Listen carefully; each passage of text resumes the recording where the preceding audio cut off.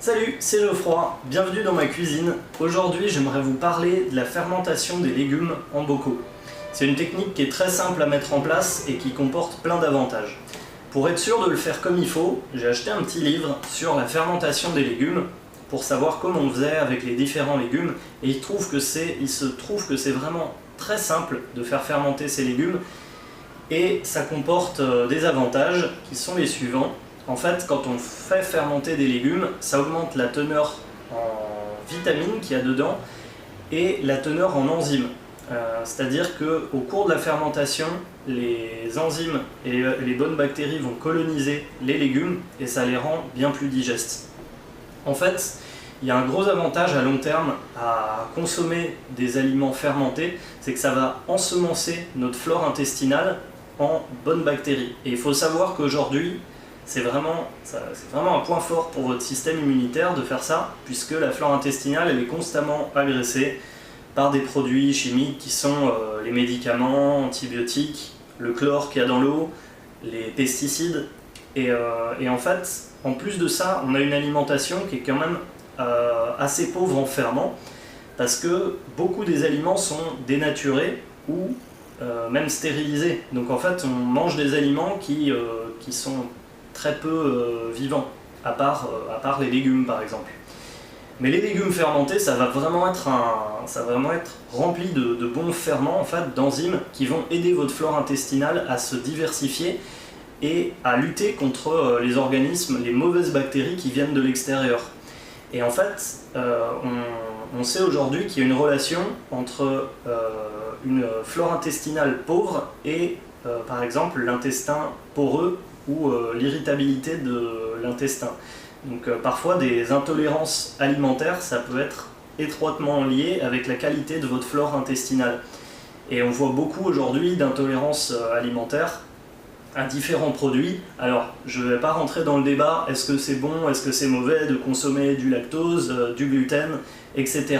Mais quoi qu'il en soit, renforcer votre flore intestinale, ça va être une bonne idée pour être plus tolérant aux aliments que vous consommez et avoir un meilleur système immunitaire. En plus, vous allez voir que c'est très simple. On va passer à la pratique. Je vais vous détailler étape par étape comment faire ces légumes fermentés et je vous ferai un petit résumé à la fin. J'ai décidé de faire cette vidéo avec comme exemple le poivron qui marche plutôt bien. Et donc après avoir lavé le bocal, le poivron et vos mains, vous allez pouvoir le couper en fines lamelles et le déposer au fond du bocal. Maintenant, le but, ça va être de remplir le bocal avec les légumes jusqu'à 1 ou 2 cm du haut du bord.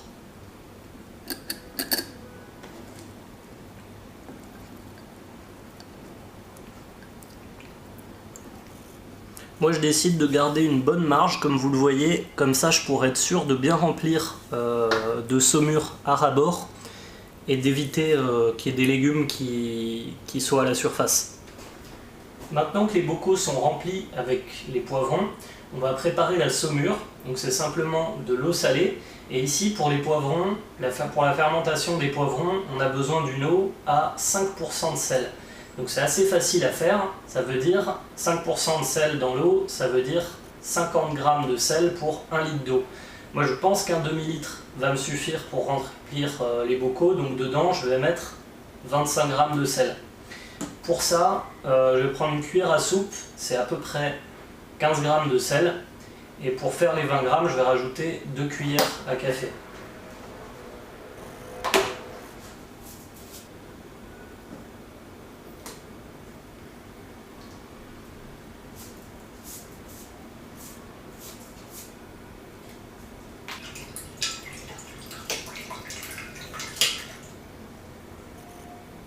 Il va falloir attendre que le sel soit complètement dissous. Comme sel, prenez du sel marin, surtout pas des sels iodés ou des sels fluorés. Donc le sel de baleine, vous faites de la pâte à sel avec ce que vous voulez, mais ne le mettez pas dans les légumes fermentés, parce que les produits chimiques qu'il contient pour empêcher la fermentation. Et maintenant, on va simplement recouvrir les légumes avec de la saumure.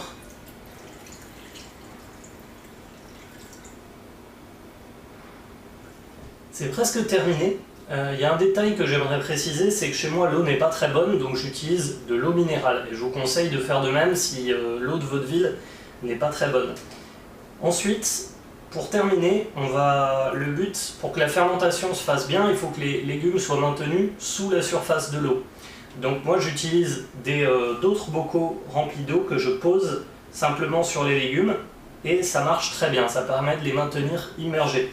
Mais l'idéal, ce serait d'utiliser une petite soucoupe en verre qui rentre dans le bocal, qui coule, qui maintient les légumes sous la surface de l'eau, et de fermer le bocal, sans mettre le joint pendant la période de fermentation, puisque ça va produire des gaz et il faut qu'ils puissent s'échapper. Mais il faut que les légumes soient maintenus sous la surface de l'eau. Voilà, donc moi j'utilise des bocaux pour ça. Pour faire simple, la méthode c'est donc de découper vos légumes, de les immerger dans une saumure, en veillant à ce que les légumes restent bien sous la surface de l'eau, comme je vous l'ai indiqué. La saumure, vous la faites au pourcentage indiqué pour le légume, souvent c'est entre 2 et 5%. Ensuite, vous mettez les bocaux, vous les faites attendre 7 jours à l'obscurité, à une température d'environ 20 degrés. Au bout des 7 jours, vous vérifiez que la fermentation s'est bien faite, donc que votre bocal il a une bonne odeur et que les légumes ont bon goût. Donc normalement ça devrait être le cas. Vous mettez le joint sur le bocal, vous le fermez et vous le mettez au frais. Au frigo, ce serait l'idéal. Donc si vous souhaitez aller plus loin, vous pouvez acheter le livre, je vous le mets en lien dans la description.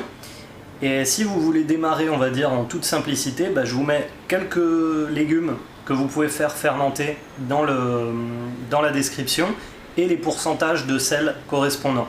Alors il faut savoir que certains légumes, il va falloir les faire bouillir un petit peu avant de les faire fermenter.